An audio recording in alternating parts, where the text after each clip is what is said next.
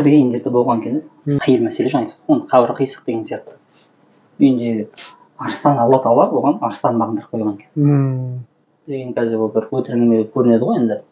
Енді бізде ғайыпқа сенген мұсылмандарымыз ғой, сахих жолдармен келген де негізі, анық таза жолдармен. Мұсылмандар біз осылай тәрбиелейді де, негізі әркім өзі біледі ғой енді. Әркім алысы тоқса тоқиды, тоқымайды десе тоқымайды.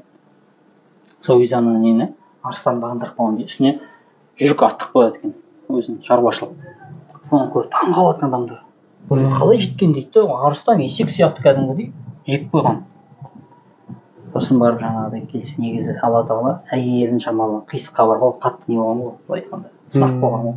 Соған сабыр еткені үшін алла тағала бұл өмірде сый ретінде арыстан бағындырып қойған екен. Уақыт көп ұзамай бір күні алла тағала жанын алып кетеді ғой әйелін. Екінші әйел жақсы әйел алады. Бірақ ана нығметін айырылып қалған екен. Арыстанды бағындыру нығметін айырылып қалған екен. Тек соған сабыр еткен үшін алла тағала арыстанды бағындырып беріп қойған екен. Сол үшін бізде әйелім жаман болып көрінгенмен жаңа айтқан тозақ деп отырық қой. Соған Аллахтың қалауымен Алладан күш қуат сұрап сабыр етіп, соның мінезін қабылдап, сонымен жұмыс істей білсек, барынша жұмыс істей білсек, Алла қабілет беріп қояды. Біз білмейтін. Бұл өмірде емес, ақыретте беріп қояды да.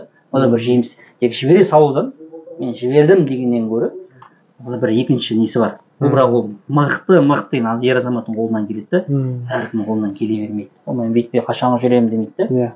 Сол себепті мындай заттар бізде дініміз жаңағы екі жақты ғой бұрын ба.